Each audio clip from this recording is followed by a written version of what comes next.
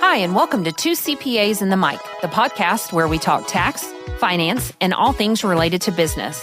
Whether you're a business owner, working professional, or someone who wants to start a career in accounting, this is the podcast for you.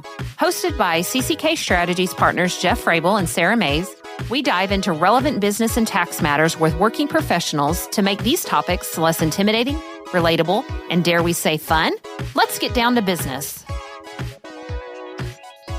Welcome to this week's episode of Two CPAs and The Mic. We are so glad you're joining us again. We are here to cover relevant business and tax topics. We're doing it by applying straight talk, practical information without all the jargon and stuffiness that's normally associated with our profession. And let me tell you what, you do not want to miss today's episode. If you are an entrepreneur, if you are a student, if you are new to industry as a whole, you need to stay on this podcast. If you're lacing up your shoes to go on a walk or a run, I promise you will not be disappointed. We are talking today about modern day etiquette considerations. So this goes for business owners, entrepreneurs, students that are entering the workplace, new professionals to the industries. And if you are a coach or mentor, you also want to listen to this because this might be stuff that you may be passing on to your mentee. So as we always have, I have my amazing co-host, Sara Mays. What's up, Mays? What's up, Frable? How are you doing? I am doing good. You know, I failed to introduce myself. You think our thousands of listeners know who I am, but I am Jeff Frable. Yes. I am a partner at CCK Strategies as well as Sara is. Yes. And we also have in the studio today, KP, Christy Porter. What's going on? Hello. I'm glad to be here. Just happy to be on the mic with you guys. Well, my understanding is you are taking off pretty much right after this to make a trek halfway across the country, see your girls, right? Yeah, we are. Twice this month already. That's right. And we're probably going to hit it again. Yep. I'm going to tell you, it's senior weekend. Yay! And great news, update on anyone who's been tracking with us on the podcast.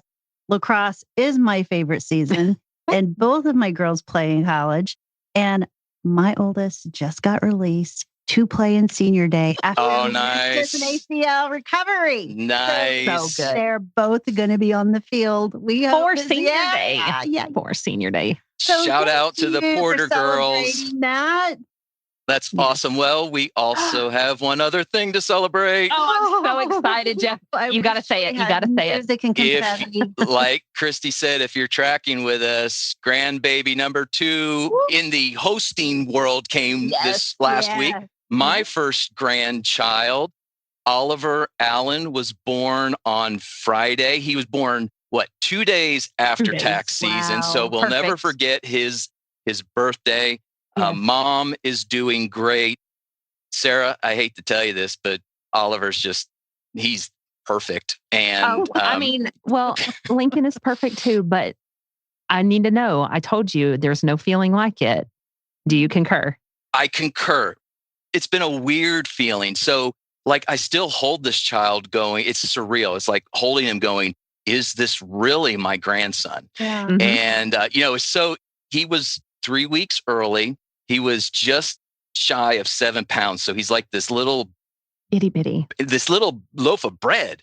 And loaf of bread. What a sweet loaf of bread. And I get about 30 minutes with him. And sometimes he opens his eyes. And when, now I understand he can't see anything right now, but it's all a blur. But, when he opens his eyes and makes those noises, it is just the most amazing thing. So he's here. We are living the grandparent life, taking care of our daughter and our son-in-law for a little bit and having a great time. But like I said, he came at the perfect time, 2 days after tax season. This is our first recording since 4/15. Mays, how you doing? I am doing great. I'm doing great too. And I have a little something too. Next week, I get to bring home my family, my Aspen, right. Lincoln, and Wyatt all get to come home. They're moving back to Oklahoma. And so, I get to have my grandbaby here. Rub it in. It's great, you guys. It is Congratulations. It's the best. So much to celebrate. Yes. And like I said, we got past the 4/15 deadline. we actually cleared the due date pretty early in the day. I mean, it was That's like how we about roll. 5, but that's how we roll. One of the things I love about our profession is, I mean, we're driven by deadlines, but that gives us the opportunity, I've always said, to experience New Year's Day about 3 or 4 times a year. Because when 4/16 comes, it's like, okay, we got a whole new lease on life. Let's do this even better. Let's go forward. And we've got a couple months before we have to worry about 9/15. So let's just knock some stuff out, right? That's where we go. Right. That's right. Yeah. So we are back in the studio today. Like I said, we have got a really cool topic. We're going to be talking about etiquette. We're going to be talking about business etiquette. So, Sarah, when I say the word etiquette, what comes to mind for you? It makes me really nervous. I'm really, really nervous today. And why is that? Am I on my best behavior? I've got sweaty palms, and I shook Rachel's hand this morning. I'm like, oh, did it just slide right off? Well, I think we're going to find out that we are worrying about some things we don't need to worry about. And maybe there's some things we do need to worry about. When we talk about etiquette, or when people think about etiquette, they think about which fork do I use and all that kind of stuff. But there's a whole different thing in the business world that we refer to as business etiquette. One of the funniest cues that I've picked up over the last several years, you sit down at these business luncheons and there's like a bread plate and there's a drink and everyone goes, is this your drink or is it my drink? I have a friend that told me, and we're not in the same studio doing this, but if you hold up your hands and it's like one is a B and one is a D, if you kind of move your thumb in. And so on the right, it looks like a D, that's your drink. Mm-hmm. And on the left, it looks like a B, that's your bread. And I have used that over and over again. Love it. Yeah, love it. But we are going to get so much more into the details of this. Our guest today is Rachel Wagner. And we always talk about divine appointments and God connecting the dots. I've known Rachel for many years. We connected through the Bixby Metro Chamber. She is an expert in etiquette. And Rachel, we are so glad to have you on the podcast today. Welcome, Rachel. How are you today, ma'am? Jeff, thank you so very much for inviting me to be on the podcast. And congratulations on your first grandbaby, Oliver. I'm so glad you're having some time with him and your daughter and son-in-law. Yeah, we're having a good time. Rachel, one of the things we like to do with our guests is just as a high-level introduction, tell us who Rachel is. Give us a little bit of your background, your experience, your specialties. You are an expert in etiquette. How did that become a passion? And why do you think this topic is important? In other words, why should people listen to you? That's a great question, Jeff. Actually, my background is I grew up in Kentucky. So I believe every Southern girl growing up in Kentucky, our DNA is that we have good manners because that's just how we're taught. Yeah. And my mother happened to be a home economics teacher back in the day when you could get a home ec degree. So it was just something I grew up with. But after I married and moved to Wisconsin, I was teaching 8th grade English. I had a bachelor's degree and I was teaching 8th grade English. And I just felt, I'm just getting tired of grading papers. And about that time, I read about in the Wisconsin State Journal, which was the newspaper in Madison, Wisconsin, I read about a woman who had gone to the Protocol School of Washington, and she was now back in Madison teaching dining etiquette and other types of etiquette. And it just put something in my spirit as like, that's what I want to do. Oh, that's good. And about the same time, my husband and I happened to go on our first cruise.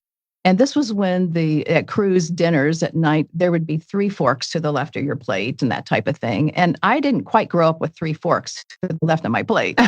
But one day when it was a day at sea, there was a class on how to understand the formal place setting. So I went to that class and it was like, I want to do this. So it was just kind of a combination. So after we moved to Tulsa, I actually went out to the Protocol School of Washington, got my training in licensing, and then came back to Tulsa and started a business. And it's something, I'm in my 19th year this year. So it's something that the business has grown. I'm passionate about it now, as much now, or actually more so now than I even was back then, because there's such a need for it in every industry. Mm-hmm. So, Rachel, what type of individuals, and I guess maybe what's the extent of your practice? Who do you teach? I'm assuming it's everybody from X to Y. What are those X's and Y's? You're correct, Jeff. It's every industry. I've done some one-on-one coaching, but mostly I go out and do group trainings, group seminars, everything from banking and financial to the oil and gas industry, manufacturing, biotech. I've worked with the tribes. I've worked with just about every industry that you could imagine, and even colleges and universities. So it's all needed. Right. It's all needed in every industry. Well, I actually took a business etiquette class in college. I'll never forget it. I don't know if it was really the final or whatever, but I went to school in Western Oklahoma. We went to Oklahoma City for a fancy dinner where we got to use what we learned. So it is something that is needed. It's something that should be taught. But so as we kind of transition into some of these things, Rachel, so that we're kind of all on the same page, what does etiquette mean? What does it really entail? And why is it important? I mean, do you really make that much of a first impression with certain people? Does it show your social intelligence? Why is this really important? It absolutely shows your intelligence, your social intelligence. In fact, I was just working this last week with business students down at Cameron University, and we went through some of the things that we've already talked about here, a little bit about the dining etiquette and just how you present yourself, your handshake, all of that. But sometimes people think of etiquette as some stuffy word, and they think of, curtsies and what's high tea. Gracefully and grandly. Yes. But I don't know what high tea is. There are a couple of different definitions. But, really etiquette, it's all about how to be a courteous human being when you're interacting with people socially, when you're interacting with people in business. And yes, it does involve some rules, some norms, some customs, and sometimes the word rules kind of turns people off. But there are some rules, and there is another, taking it up a notch, a protocol to doing things a certain way. So it's part of how we interact, treating people with respect, showing them that we value them in all of our interactions, whether socially or in business. And it's important because when you meet someone for the first time, you get an immediate impression of that person. And usually it takes about 10 seconds to make an impression of a person, and you decide, do I like this person, or did they do something that reflects on them in a negative way? And you kind of dismiss them as maybe they're not a person that you would want to interact with or engage in business with.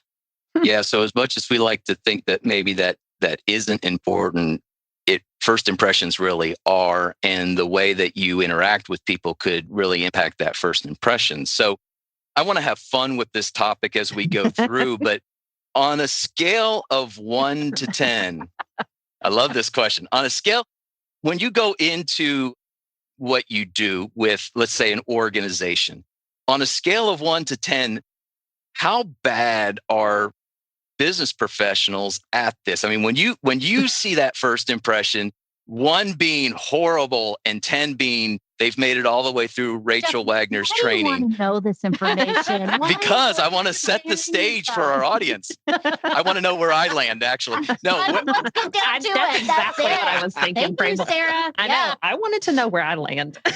Yeah, when you met Sara Mays, was she on a... I put her up at a 10. Whoa, yeah. So where do most people that you train, where do they start on this range? Well, etiquette is not about perfection.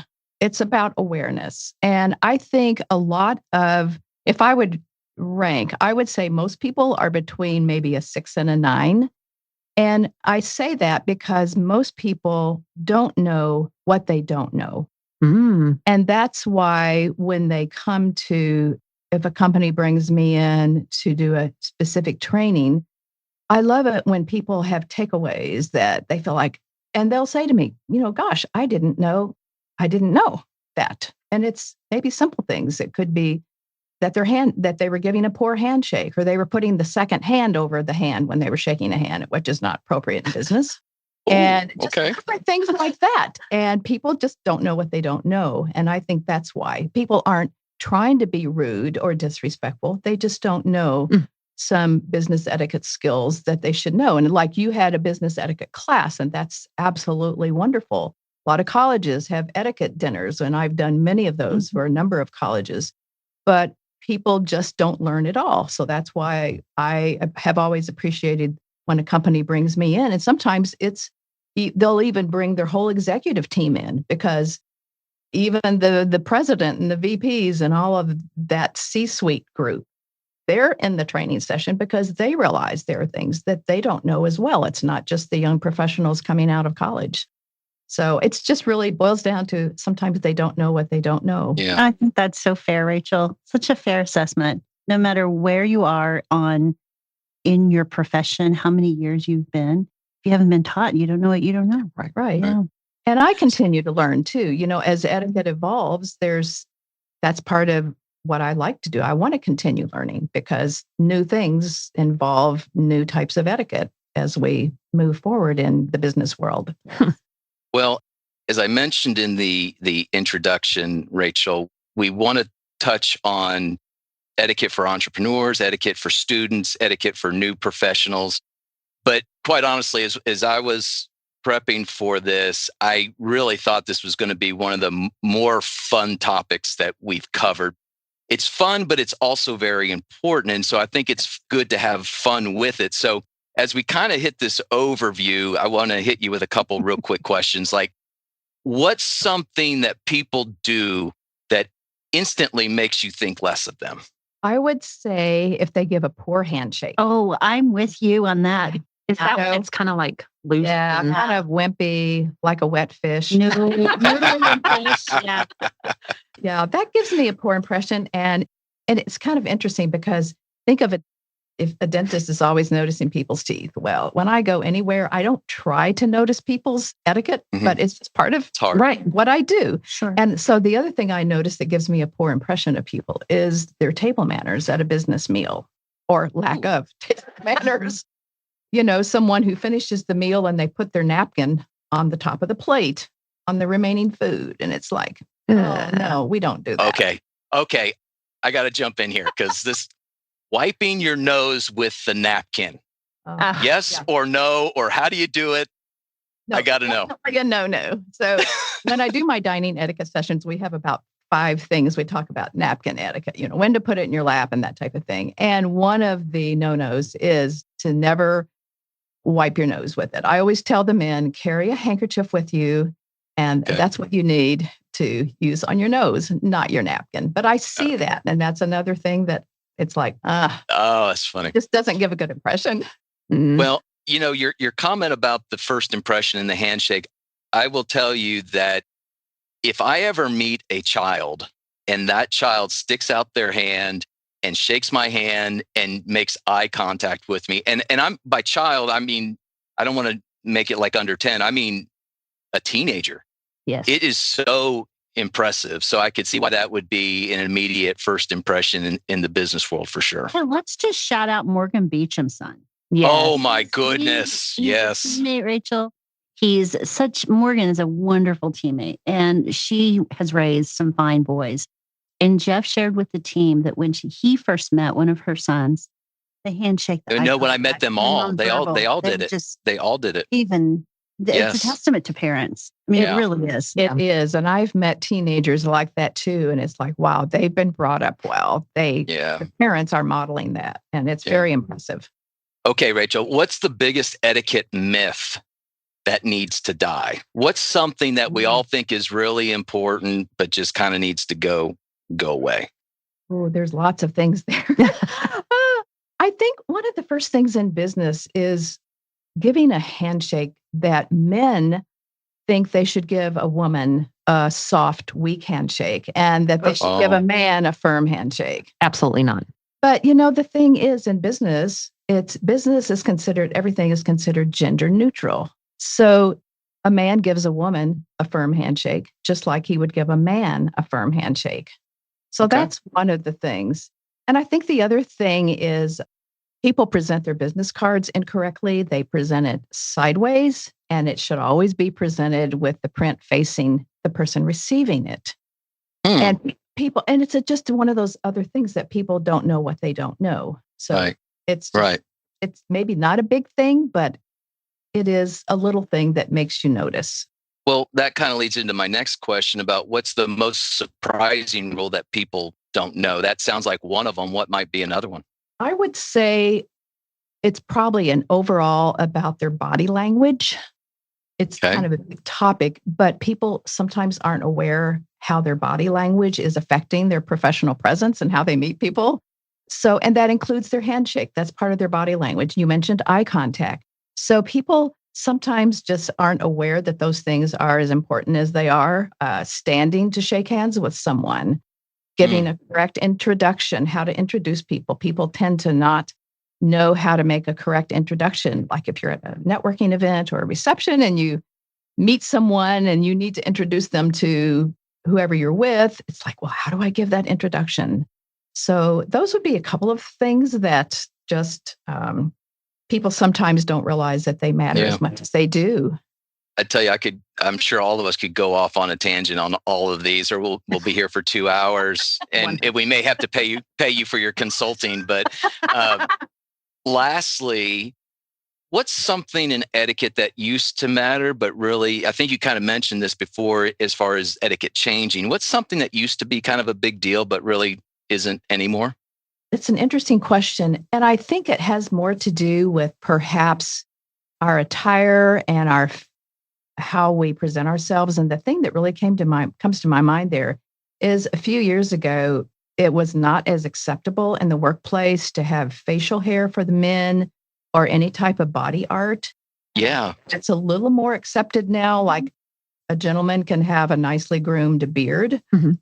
And it used to be when I would teach students about interview etiquette, I would say, if you had any type of body art, try to cover it up during your interview. And now it's just more acceptable. Whether we like it or not is one thing, but it is a little more acceptable than it used to be. Handbooks are changing. Right. Yeah. Hey, Christy, we had an episode where we had Victoria, our HR director, and we talked about body art. We called it tattoos and piercings. And do you remember what she said? It had to do with presenting your brand and being mindful of, we're not trying to change you, but you need to be aware of where you are and just know your surroundings. And it kind of goes back to what Rachel was saying with sometimes people don't know what they don't know, but that's definitely something I kind of always joke. If Disney's allowing cast members to show tattoos, doesn't take very long for it to happen in the workplace. So it's definitely something that has changed. And I would imagine everybody's probably experienced it in the workplace. So yeah, great comments there. I would love to dive into all of them. But like I said before, we're going to talk to the entrepreneurs, we're going to talk to the students, we're going to talk to the young professionals. So let's transition into our entrepreneurs and kind of talk about some of those big ticket items that we have that we as entrepreneurs do from a day-to-day with prospective clients, current clients, everybody that we interact with. So let's kind of jump into communication first. Are there any specific do's or don'ts as it relates to texting versus email? And like, what's the expected turnaround, or how many times should you do it, time of day? What's kind of the high level view of that communication vehicle? That's a great question, Jeff. Communication, we all know how important communication is, and we all want communication to be timely. So going back to the texting, a lot of times the young professionals, Gen Z, whatever generation they're part of, they're so used to texting, but when they get into the real work world, they have to be reminded sometimes that email is what is accepted mostly in the work world. So when you're emailing within your office, people with colleagues, you can be a little more casual, of course. You don't have to put their name on it all the time. But if you're emailing a client, especially if it's a new client or a prospect, someone you're building and developing a relationship with, that's when email needs to be a little bit more formal. And you really think of it almost like it's today's business letter. So you always want to have a greeting. dear or hi or hello. Actually, probably I wouldn't use hi right away, but maybe dear Jeff. Or if it's a young professional who is emailing someone who's maybe a generation above them, they don't know them well, it's very important to start out using titles and surnames. And sometimes people just go too quickly to a first name basis. I agree. And it's like, well, we're not peers. So let's start out a little more formally until the person signs their email by their first name. Then it's okay that you can transition, and then instead of dear Mr. Smith, dear Mr. whoever, then they can go to a first name basis. But email is important because it gives an impression of that person, and it also reflects on the brand and image of the company. So that's why emails need to be more formal, need to have a closing like sincerely, warmly, kind regards, best regards. And also in the email, make sure that sometimes people are reading email and they think, oh, gee, what am I supposed to do with this information? So I always remind people, if there's a call to action, make sure you put that in a separate paragraph so this person knows what to do with that email information. And then as far as timeliness, it's really best if you can respond to an email by the end of the day, if you can, and at least by the next morning. So sometimes you get it late in the day. And I always recommend too that if you're doing some work emails at night, and instead of emailing a person in the evening and that's maybe their personal time, it's great to be able to just schedule the email to go out the next morning, 8:30, 9 o'clock, whatever you feel is appropriate. But communicating correctly with email really does give an impression of the person, and it reflects back on their company as well. Right. So I would imagine that the salutation, hey, like, hey, Sarah, hey, Rachel, is probably not the best way to. No, that's so true. Right. If you know each other in the office. Yes, absolutely. Inner office, communications, Slack, Teams, whatever you use, you can do yes. May go I ahead. jump in on this? Yeah, it's a question, and it flows with, and it's something that we didn't talk about before, but I want to ask all three of you. I will often, if someone invites me by introduction, hi, I'd like to get to know you. I'd like to hear more about you, but I'm going to give you something to go find my calendar when it's convenient for me. So I'm going to use that example. I'm sending someone an introduction. Hi, Sarah. I'm Christy Porter. I've read your bio. Would love to get to know you. I'd love to, if you have some time, here's a list of my availability. Do any of these dates work for you? That seems polite and fair. I'm asking you, inviting you in and seeing if you're interested in talking. How about if it's, hi, Sarah, I'm Christy. I've seen you on LinkedIn. You're awesome. Would you like to talk? Here's my calendar. Go find a space where I'm open and we can chat. How does that feel to you? The second one feels salesy. You'd be really surprised how many emails I get like that. Yeah. And I find myself a little, I don't want to say put off, but it feels like a lot of work. Inviting me, I'm supposed to make it convenient for you. Yeah. That doesn't feel polite. That doesn't feel like a great first impression. Am I outdated, Rachel? That's a real struggle for me. No, you're not outdated at all, Chrissy, because the first example would be the more appropriate one, because you want it to be appropriate and convenient for you as well. And that they've told you a little bit more about how they know you or how they're connected with you versus just a generic LinkedIn invitation. That's kind of, Christy, like saying, hey, I saw you at the bar. You're really cute. Here's my calendar. Let me know when you can go out with me. You don't know how close to, except the bar, you are to some of the emails I receive. And it's kind of, I'm not so sure. Not so sure I want to do business with that yet. First impression. Might have missed out on a great opportunity. Exactly. Rachel, when you talked about the response to email, and this is something that we're striving for internally as we continue to grow, sometimes that response is just not, hey, it's good morning. I got your email. Thank you very much. I will respond to it by X.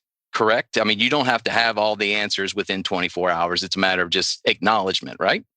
That's exactly right, Jeff, because otherwise you leave people hanging, and if you don't acknowledge that you got the email and you're working on getting the information, and I hope to have it to you by the end of the week, whatever is appropriate.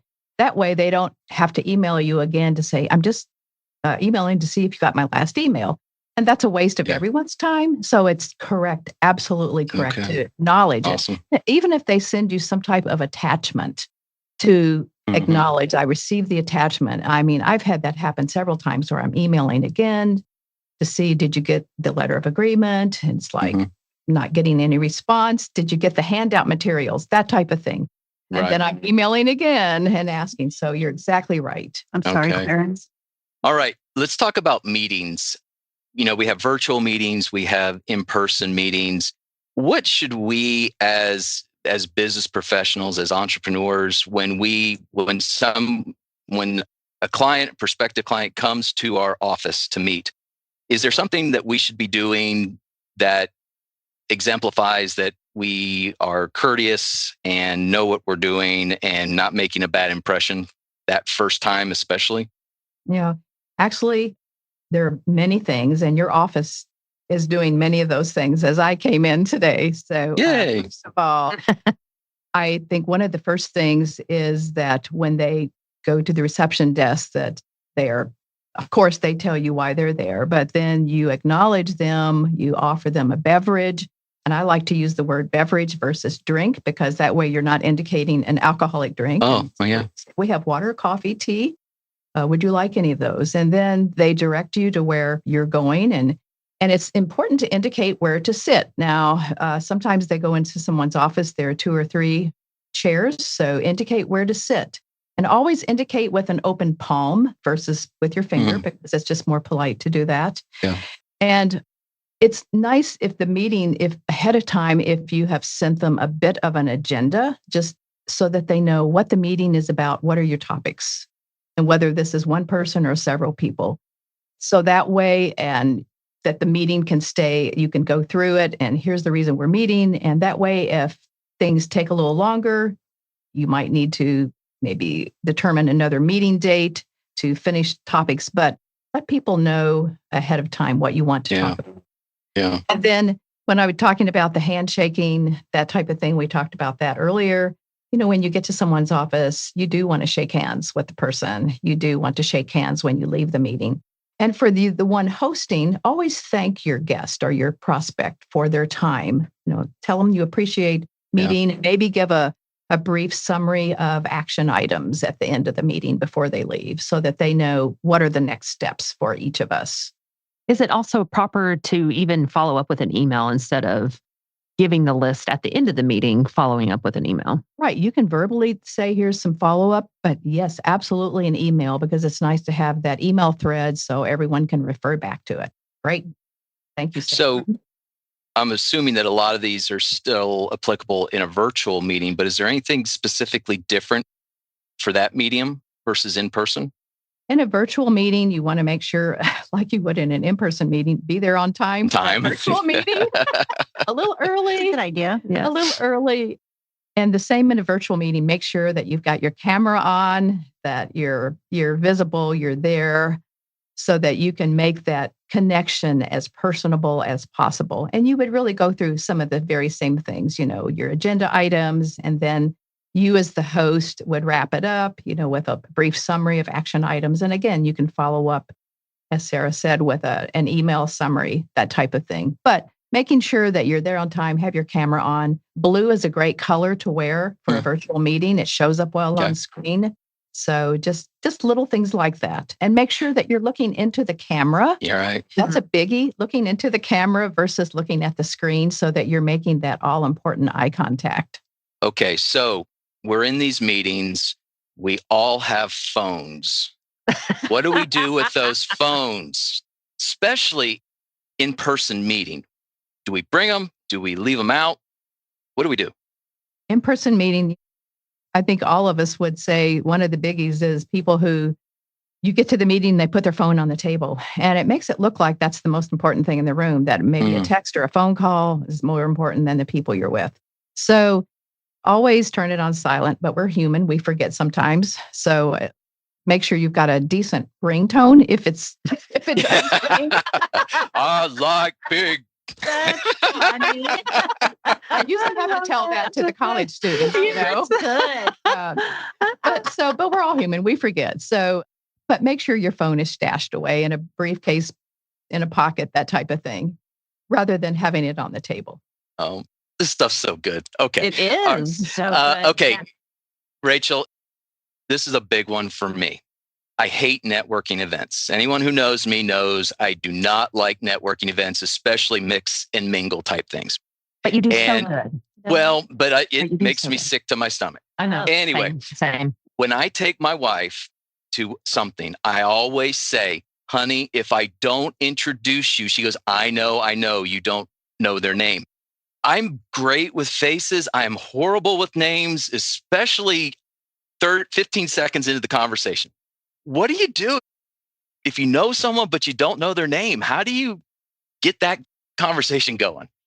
No, well, you've got a great strategy there because that's great to do it. You have your wife introduce herself. Just going back to the mix and mingle events, first of all, you're not alone feeling that way. Most people have some anxiety about going to any type of mix or mingle event. There's anxiety, there's nervousness. They really would rather not be there, but they know they need to be there. So, and the thing to remember here, as far as remembering names, the most important tip for remembering a name is just simply focusing on it when the person is introduced. And that's how I have helped myself, because I used to have a challenge with that too. And it's not that your memory is bad. It's just that people don't focus during the introduction. So just focus and get that name in your head and try to maybe relate it to someone else you know with that name. It could even be your pet's name. I used to have a cat named Holly. So if I met anyone named Holly, I would always remember that name. So relate it to someone you know. It could be your pet's name, a movie star's name, but to help you remember it. Because people... I don't know what I'm sorry. His dog whose name is Chachi. I am thinking. I'm not going to meet a Chachi. I'm sorry. I'm thinking of Austin Powers. Is it Austin Powers where he's going, moly, moly, moly, and he goes, nice to know you. He's got the Fred Savage. Yes. Yeah. Oh, okay. So I'm sorry to interrupt, Rachel. Go ahead. That's good. Because, really going back to that, people like it when you use their name in conversation. It's one of those business etiquette soft skills as an entrepreneur or someone newer in business. People like the sound of their name. So when you can use their name, it helps them to feel valued and respected, and it makes you kind of connect and build rapport with that person. You're not going to overuse it, but you're going to use it. Sarah, Christy. Sarah, Christy. Sarah, Christy. Sarah. All right.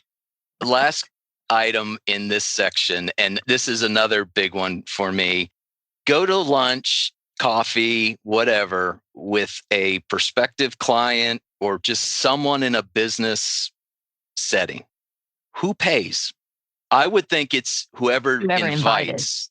Is that right? Or You're absolutely correct, Jeff. Ding, ding, ding. We did it. We did. Woo! And the interesting thing is, it's one of those business etiquette skills that some people a new entrepreneur or someone new in business doesn't know. The one who invites is the one who pays. And there are lots of host and guest responsibilities that people need to know for a coffee or a business lunch, whatever they're invited to. But I'll never forget early on when I was in business and I would meet someone maybe at a chamber event or whatever, and they would say, "Oh, Rachel, I'd love to get together and learn more about what you do. Would you like to go to coffee?" So we'd meet at Panera or wherever. And I would expect that, okay, they're going to pay. But when I would get there, they would have their coffee and maybe their pastry, and they would already be sitting at a table. And it was like, oh. So I've had that happen a number of times. And it's like people just don't know what they don't know. Yeah. So if I was inviting Sarah or Christy or someone for coffee or lunch because I want to get to know them more and what they do, I'm the one who is paying because I did the inviting. Now, if it's different and you're internally, if you're inviting a coworker to go to lunch, obviously you're doing your own. I would say, you bring up a really interesting situation because I feel like there are situations where you are really in that maybe in the friend zone area where you're just not sure. And so there are times when I show up and they will have it, and I'm kind of like, oh, okay, I get it. I'm good with that. Because that's what I thought. And then I think you progress to that point potentially where it's like, okay, we're a little bit more serious now. And if you're going to invite me, but I've had those situations before. And sometimes that eases my mind because I'm like, okay, but I guess the key here is if you are inviting, it's really up to you to set that tone. Is that right? That's correct. And there's even a little bit more involved with that too, because when you're inviting, you're considered the host, and host means male or female here. So when you're inviting, it's also your responsibility to choose the place to go. You don't ever want to ask the other person, where would you like to go? Because that makes them feel awkward. And part of good business etiquette is making people feel valued and respected and at ease. So if you're asking them where they want to go, they feel like, well, I don't know. Yeah. So you can give them a couple of options. You generally like to choose something that's close to the guest office versus your own, because it just makes it more convenient for them. But then you're the one who pays. You're the one who, if you're doing more than coffee, if you're having a salad and maybe a main course, that you're the one who knows that your napkin goes in your lap first. Your host responsibilities. It's you take a bite before your guest does. You're the one who brings the lunch meeting or the coffee meeting to a close, so you're the one who's in charge, kind of like a general. Okay. So you're putting your guest at ease, and that's helping to build rapport in the relationship because they're feeling comfortable and at ease with you because of your great skills. Yeah. I will tell you, the situation that impresses me the most, and I've never done this and probably need to do it more, but when you get invited by someone and you're sitting there and you're getting towards the end of that, it's kind of like, can I kiss my date before we leave type thing? Do I pay? Do they pay? And the server brings the card to the one that invited, like, thank you, Mr. Clarence Fisher. Here is your ticket. To me, that's like they got there early. They wanted me to feel comfortable. And it just kind of is a flex in some ways going, I got you. And here it is. So I've always admired when someone takes care of all that on the very front end. And obviously you can't do that. It's more difficult to do it with like coffee. But anytime you're sitting down and having lunch where the server brings that or dinner where the server brings that, I think that's always been very impressive to me. Is that something that you recommend always or in certain situations or what? I highly recommend that, Jeff, in any type of, if you've invited someone for lunch or dinner, to that you get there a little ahead of time and you let the maitre d' or the server know that you're the host. And it's interesting because a few years ago when my daughter was working in New York City, she worked in public relations with the media. So she's a female, but she often would invite people from the media for lunch to build relationships, and they were male. So when the server would bring the check, he would give it to the man because he was thinking, he was the one hosting. And my daughter called me, Mom, how do I handle this? And I said, well, you've got to get there early and let them know that you're the host and the bill should come to you. And then just kind of on the related note to that, when you invite someone, I always like to recommend that you say, I would like to invite you as my guest. Oh. And then that lets them Yes. know. It just takes that awkwardness away. I love that. Take all the assumptions. No, assumptions go out the door. Just say, I would like to invite you as my guest, have lunch and whatever. I'm going to tell all of our listeners right now, especially if you are a business owner, you need to not only listen to the rest of this podcast, but you need to share it with your teammates because I'm sending this up the chain to our teammates. I mean, it's such valuable information. And it's not to say you're doing it wrong. This is how you do it. It's just like, again, you don't know what you don't know. And the more you can make someone comfortable, what a great first impression. So, okay, Rachel, we're going to move to the etiquette for students. And I think some of this stuff we've kind of touched on significantly. In other words, the stuff that you've mentioned for entrepreneurs is the same way for students. Where I'd kind of like to focus on is when you're in that, because when I say students, I'm thinking about those that are looking to move into the business arena. So they're graduating. they're looking for jobs, they're interviewing. Where do you draw the line between showing of initiative versus overstepping when it comes to following up communications and things of that nature? Well, showing the initiative, if let's say they're already in a position or a job, it's never hurts to say, I've got a little more time. What else can I do? What else do you have that I can work on?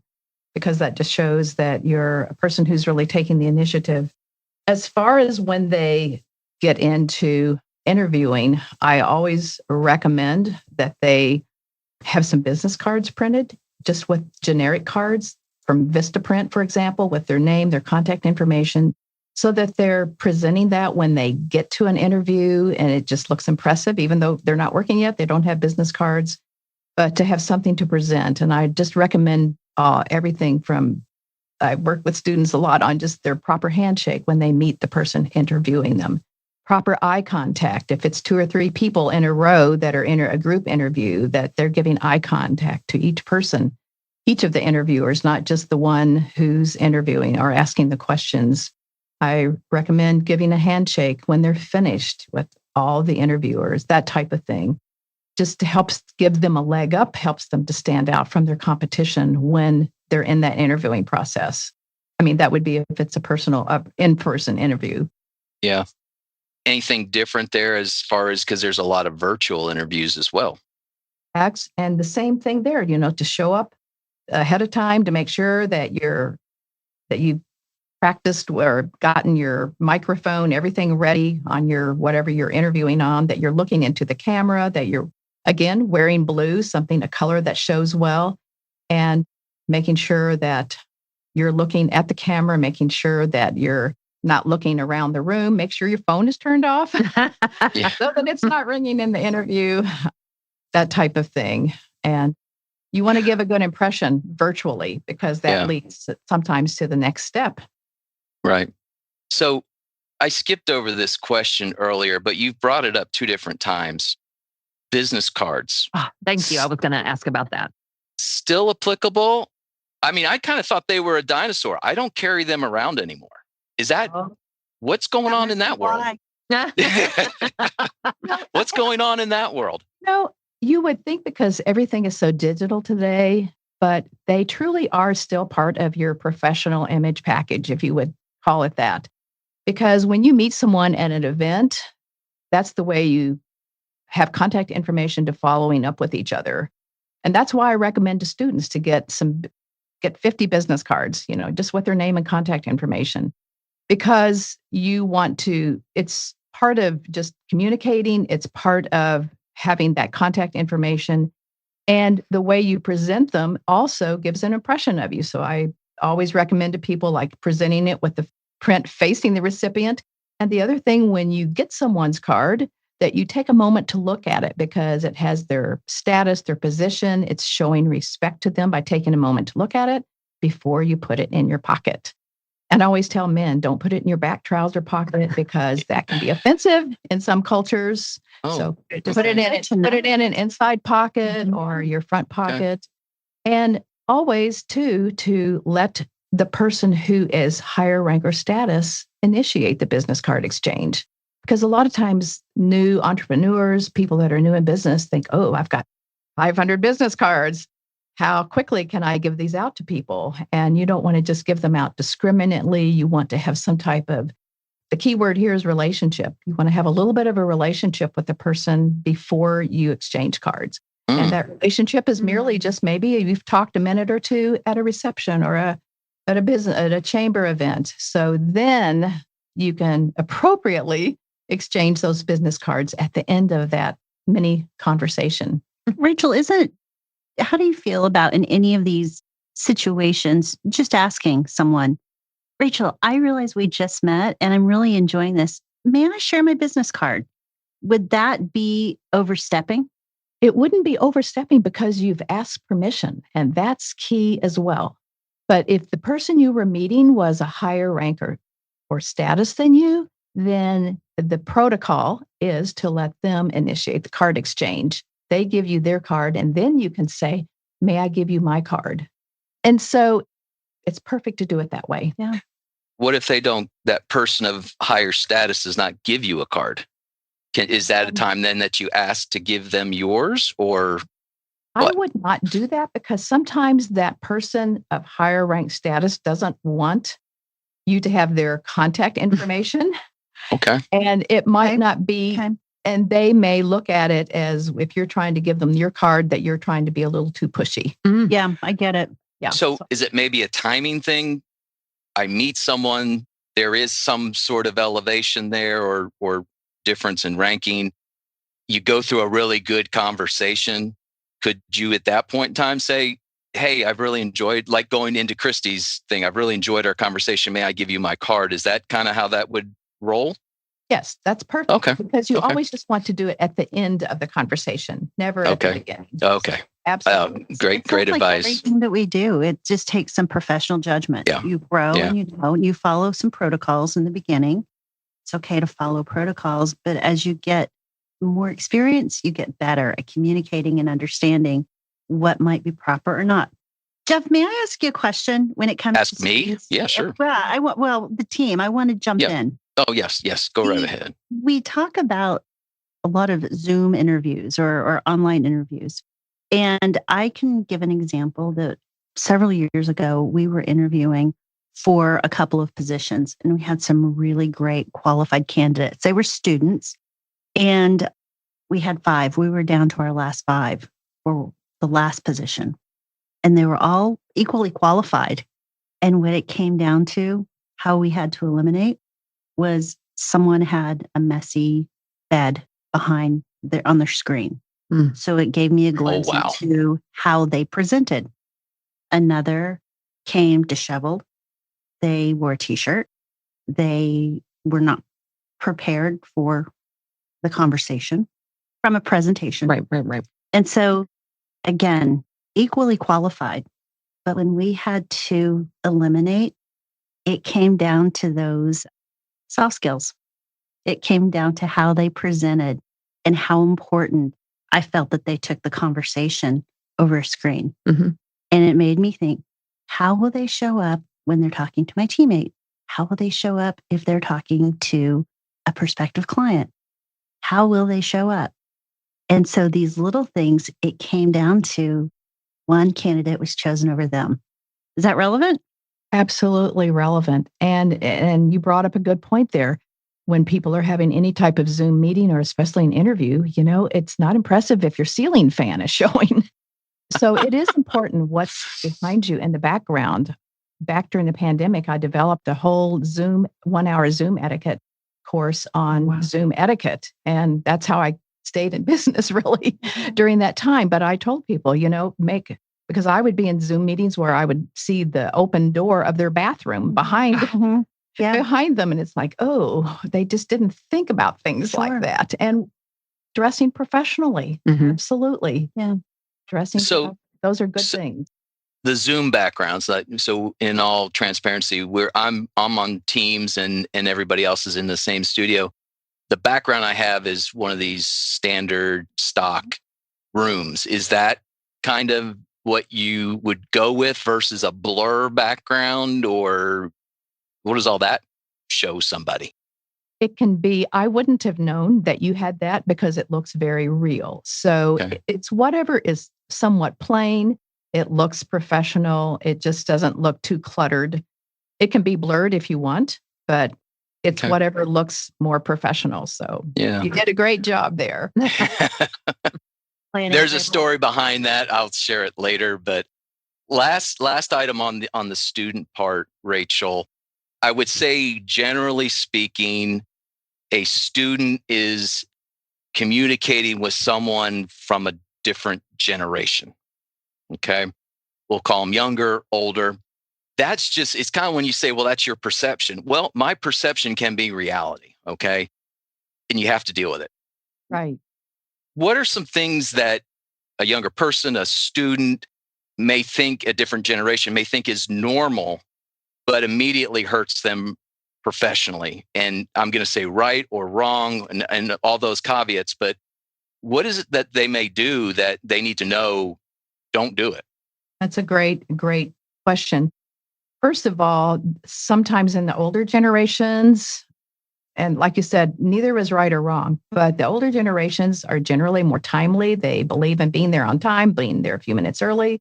A lot of times, and I've read this recently in various research, that a lot of the younger generation thinks nothing of getting there to work at 10, 15 minutes after the hour. That's just part of, they think that's normal. And after a while, they may, if you've got an 8 o'clock meeting with someone, you need to be there a little bit before 8 to be prepared for that and not just racing in. Another thing that I think sometimes the students think is that they have a little more control about whether they want to work remotely or not when they get that first job.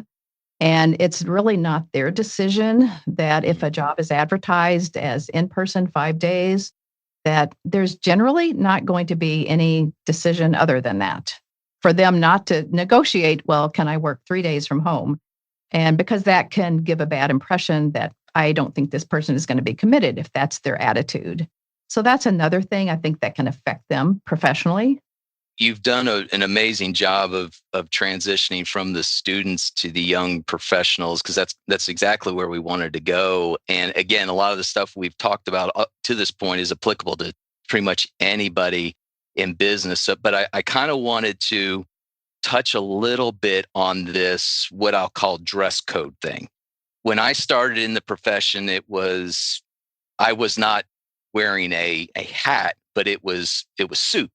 And then that kind of transitioned to with the tie, and then that kind of transitioned to not having the suit but having the tie. And now we're in all kinds of different business casual settings depending on the office. What should a new professional take into consideration when coming into a new office, especially not only for the interview but also for the working? What should they ask straight up? Should they just observe? And part of my question I wanted to ask before, if you're interviewing, like, for example, our office is business casual, and I would say at times loose business casual. Someone shows up in a tie and a suit, not that it gives a wrong impression, but it's different. And they may not know that till they get in here. But would you rather overdress or underdress if you don't know? If you don't know, I would recommend overdressing a little bit. And I would tell anyone interviewing, if you're going into a real creative office, it's going to be a little looser. But I always tell people interviewing, you want to impress, not to express. So think what's appropriate, whether that's a suit and a tie for an interview or a suit and an open collar dress shirt. That's fine. For women, a suit is fine. A nice conservative dress is fine. Pantsuit, skirt suit. But I always want them to look professional when they go to that interview. And then once they get hired, if they find out that it's a business casual dress code, and actually your company is, of all the companies that have dress codes, I think the research says 63% have a business casual dress code. Mm-hmm. Then that new employee can see what others are wearing and sense what's appropriate. And of course, the term business casual is very ambiguous, big gray area. Yes. So in that case, I just say, just emphasize the business part, not the casual part. And then you'll be okay.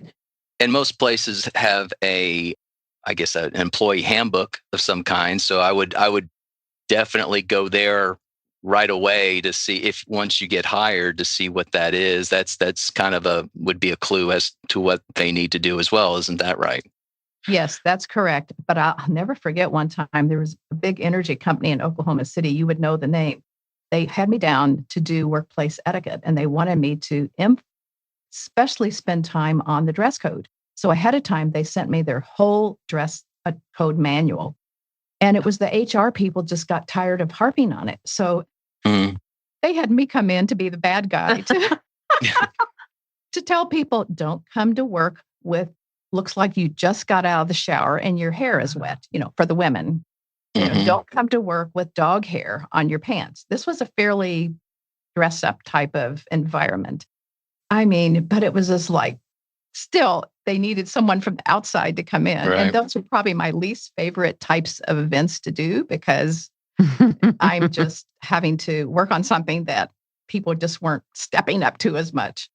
But yes, it's definitely great to have an attire, a dress code booklet available.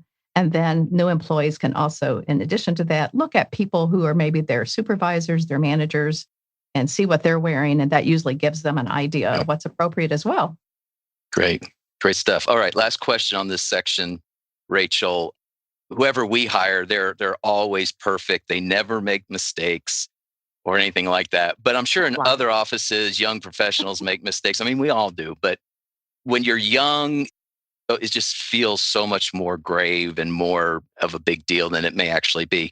When you're in that position, what's the best way to admit that maybe you made a mistake or you did something that wasn't the best or something like that?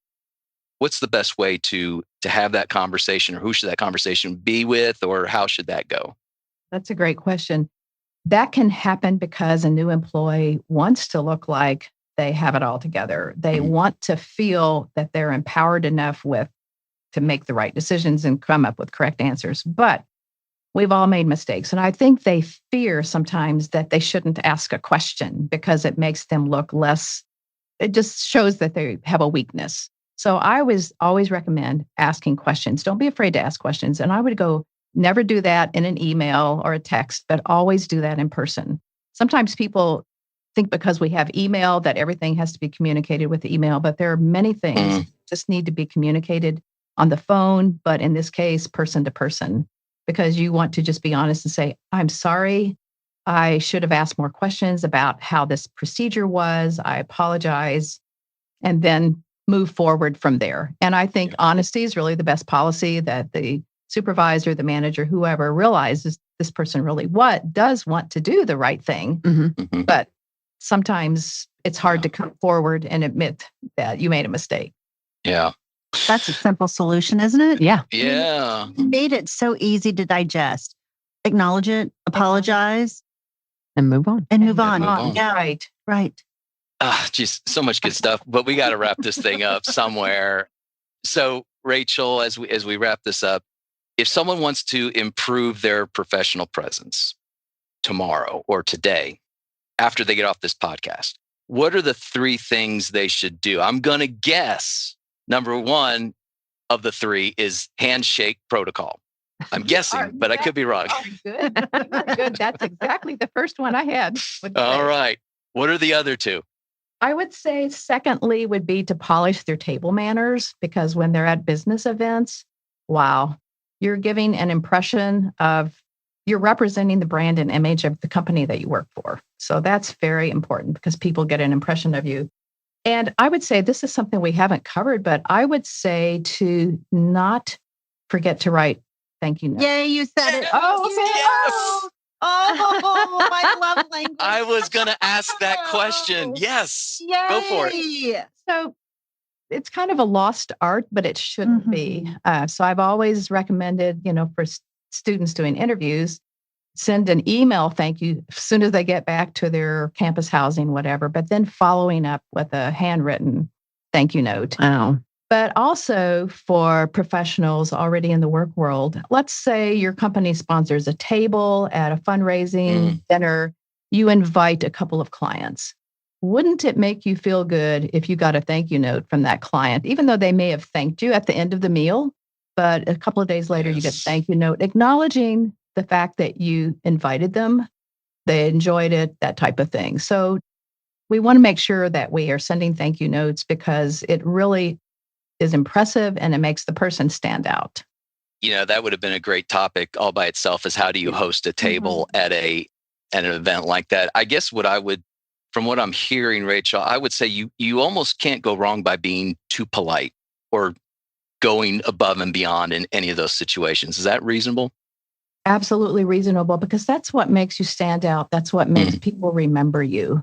Yeah, they're going to remember you if you do some faux pas and blunders, but how better to be remembered that you went the extra mile. You sent a thank you note. You paid for their meal when you invited them. You knew the right thing to do. Yeah. Because really that's what etiquette is all about. It's not about being perfect, but it's about showing respect and courtesy to others and making them feel valued. Okay. So, Rachel, I'm sure people listening to this are going to have questions or in their mind or things come up as they're, going about their day. Where would you direct them if they have questions about anything that they've heard today? Jeff, I would recommend they go to my website, which is etiquettetrainer.com. And if they click on blog, I have quite a few 2-minute read blog posts about just many business etiquette type topics.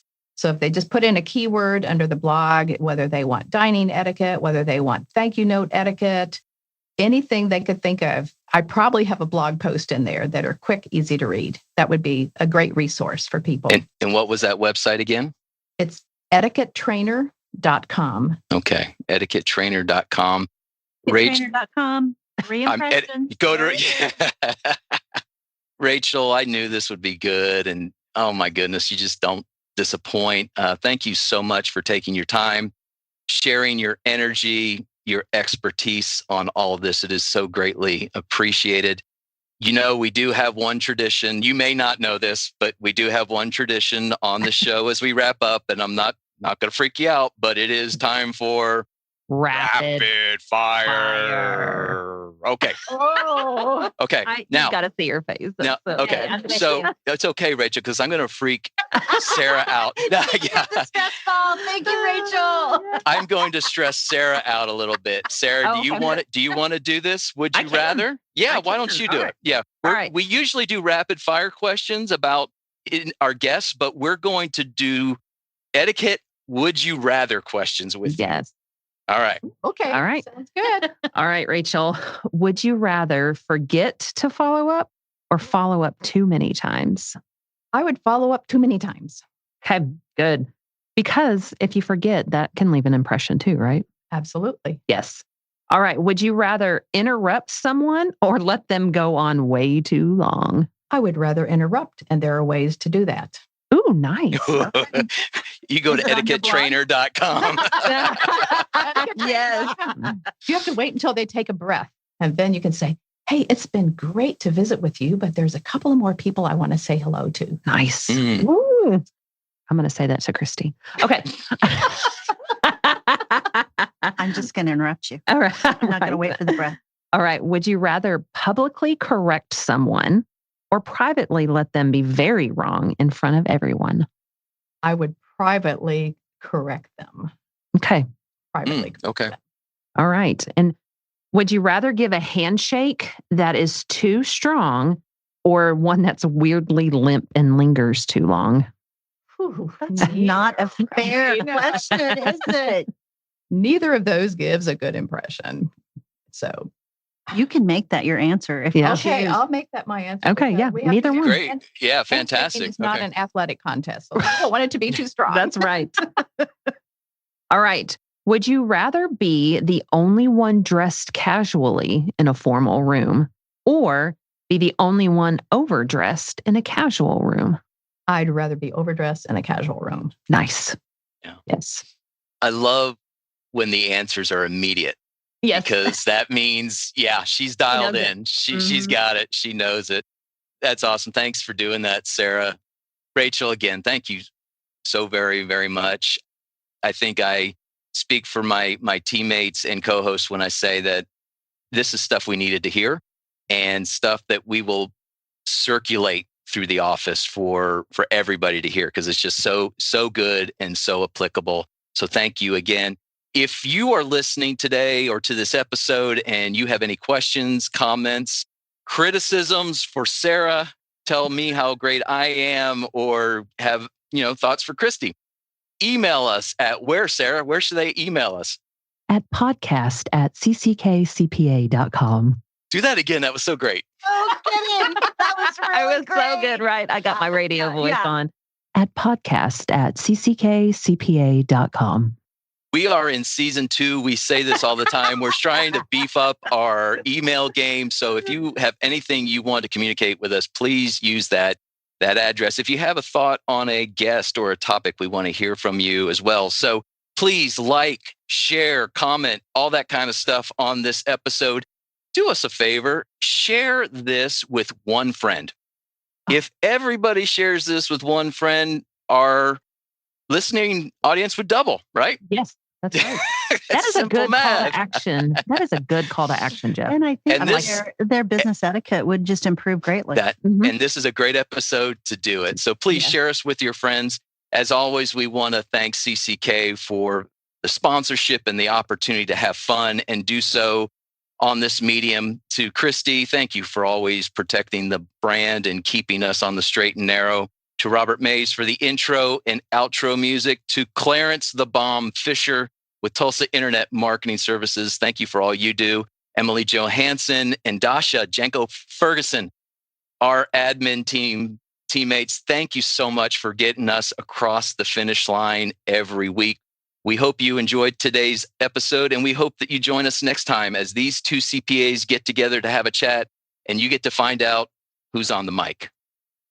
The information provided on this podcast is for general informational and educational purposes only and does not constitute accounting, tax, legal, or financial advice.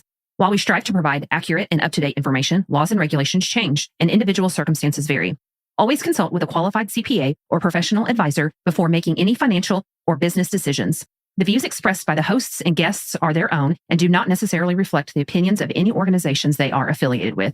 Listening to this podcast does not create a client-accountant relationship. By listening to this podcast, you acknowledge and agree to those terms. And that's a wrap for this episode of Two CPAs and The Mic. If you found today's episode helpful, please subscribe, share, and leave us a review. Have questions or ideas for a topic? Reach out. We'd love to hear from you. Email us at podcast@cckcpa.com.